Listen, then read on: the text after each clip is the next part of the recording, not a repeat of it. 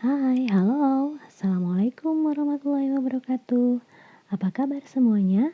Selamat datang dalam pembelajaran bahasa Indonesia. Sebelum kita mulai pembelajaran, Ibu akan memperkenalkan diri terlebih dahulu. Nama Ibu Kania Rismayanti, lahir di Garut pada tanggal 25 September tahun 1983. Tidak usah dihitung ya, sudah berapa tahun umurnya. Meskipun usia sudah tua, tapi semangat masih tetap muda loh. Pada tahun pelajaran ini, Ibu mengampu mata pelajaran Bahasa Indonesia di kelas 11 MIPA 1 sampai dengan 5 dan juga kelas 11 IPS 1. Semoga kita bisa bekerja sama ya. Baik anak-anak, pada pembelajaran kali ini kita masih menggunakan aplikasi LMS atau Learning Management System. LMS adalah perangkat lunak yang dirancang untuk membuat, mendistribusikan, dan juga mengatur penyampaian konten pembelajaran. Saya berharap semoga dalam pembelajaran kali ini kalian tidak mendapatkan kesulitan yang berarti. Karena aplikasi ini sudah pernah kalian gunakan pada ajaran tahun lalu. Anak-anak, meskipun kegiatan belajar kali ini masih dilaksanakan secara daring dan luring, semoga tidak menyurutkan semangat belajar kalian ya. Peristiwa ini memang masih terjadi di negeri kita. Virus corona belum juga mau hengkang dari negeri kita tercinta ini. Sedih? Pasti. Tapi kita tidak boleh berlarut-larut dalam kesedihan. Kalian harus tetap semangat ya. Selama masa pandemi COVID ini, kita dihadapkan dengan yang namanya adaptasi kebiasaan baru. Nah, ada yang tahu kira-kira apa saja yang harus kita lakukan? Oke, yang pertama adalah kalian harus tetap memakai masker bila keluar rumah atau bepergian. Yang kedua, selalu cuci tangan di air mengalir. Ingat, bersihkan setiap sela-sela jari ya. Lalu selanjutnya adalah menggunakan hand sanitizer saat kamu bepergian. Selanjutnya, usahakan kamu makan makanan yang bergizi. Nah, selain itu, kamu juga harus rutin berolahraga. Dan jika bertemu dengan orang lain, cukup katakan Assalamualaikum atau say hello saja, tidak usah bersentuhan. Lalu, jika kamu akan melakukan kegiatan pembayaran, usahakan menggunakan pembayaran elektronik ya. Dan selanjutnya, jika kamu sudah keluar rumah, kamu harus segera membersihkan diri dengan segera mandi. Oke anak-anak, tadi di awal saya sudah memberikan gambaran mengenai adaptasi kebiasaan baru. Mengapa tadi saya menjelaskan berkaitan dengan adaptasi kebiasaan baru? Karena itu akan berkaitan dengan materi yang akan kita bahas. Nah, tadi ada beberapa langkah yang harus kalian lakukan pada saat kalian menghadapi adaptasi kebiasaan baru. Dan ini merupakan bagian dari materi yang akan kita bahas pada kesempatan kali ini, yaitu materi teks prosedur. Sekarang silahkan kalian simak infografis berikut ini. Mari kita cermati gambar di samping ini. 5 langkah mencuci tangan pakai sabun yang benar. Yang pertama, basahi tangan seluruhnya dengan air bersih mengalir. Lalu yang kedua, gosok sabun ke telapak tangan, punggung tangan, dan sela jari-jari. Lalu yang ketiga, bersihkan bagian bawah kuku-kuku. Yang keempat, bilas tangan dengan air bersih mengalir. Dan yang terakhir, keringkan tangan dengan handuk atau tisu atau keringkan dengan udara atau diangin-anginkan.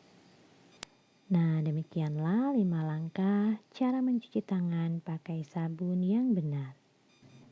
Nah, anak-anak hebat, infografis tersebut menunjukkan sebuah prosedur.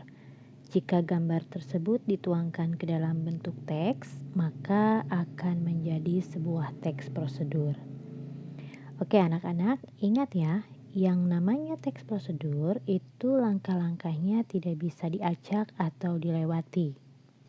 Misalnya seperti ini, kalian tidak bisa langsung loncat ke bagian yang keempat dulu dan melewatkan tahap atau langkah yang pertama.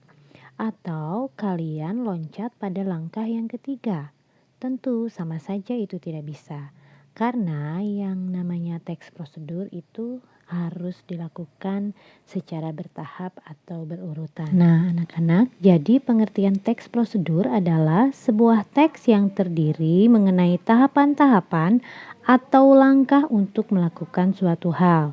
Hal ini bisa menjadi apa saja, baik menyusun sesuatu yang nantinya akan disajikan secara urut, atau bisa juga melakukan suatu aktivitas tertentu. Jadi secara umum teks prosedur ini cukup fleksibel ya anak-anak karena tidak dibatasi oleh sesuatu yang bersifat paten. Oke, selanjutnya kita akan membahas mengenai struktur teks. Struktur teks yang pertama adalah tujuan. Bagian tujuan pada teks prosedur itu sangat beragam, tergantung daripada judul yang terdapat di dalam teks tersebut. Selain itu bisa juga berisi tujuan mengapa prosedur tersebut dibuat. Lalu struktur teks yang kedua adalah material. Tapi ini sifatnya tidak harus selalu ada, tergantung dari jenis teks prosedurnya merupakan jenis apa. Jadi bagian material ini membahas tentang alat, bahan, atau material-material lain yang diperlukan. Namun seperti yang tadi sudah disampaikan bahwa tidak semua teks prosedur menggunakan bagian material. Jadi ini opsional ya. Oke, berikut ada teks prosedur mengenai cara membuat mie instan. Di sana di struktur teks yang terakhir adalah langkah-langkah. Langkah-langkah ini merupakan bagian utama dari sebuah teks prosedur karena pembaca di sini mulai melakukan dan memahami sesuatu sesuai dengan langkah-langkah yang dijelaskan di dalam teks tersebut. Nah, anak-anak di dalam bagian langkah-langkah ini jadi kalimatnya itu harus ditulis dalam bahasa yang mudah dipahami karena ini akan mempengaruhi hasil akhir daripada prosedur yang akan dilaksanakan. Nah, itu untuk struktur teksnya ya. Selanjutnya kita akan membahas ciri-ciri dari teks prosedur. Oke, berikutnya adalah ciri teks prosedur. Ciri teks prosedur yang pertama adalah menggunakan kalimat perintah atau kalimat imperatif. Kenapa? Karena biasanya di dalam langkah-langkah itu menggunakan kalimat-kalimat perintah. Selanjutnya adalah terdapat panduan langkah-langkah yang harus dilakukan. Nah, ini ada kaitannya dengan tadi kalimat imperatif. Yang ketiga, cirinya adalah menggunakan kata kerja aktif. Karena ini adalah tindakan, berarti ada kata kerja aktif di dalamnya. Lalu ciri teks prosedur yang keempat adalah menggunakan kata penghubung atau konjungsi. Nah, ciri yang kelima, terdapat aturan dalam hal bahan atau kegiatan. Ya, namanya juga prosedur. Pasti di sini terdapat beberapa aturan yang harus dilaksanakan. Ciri teks prosedur yang keenam, menggunakan kata keterangan untuk menyatakan rincian waktu, tempat, dan juga cara.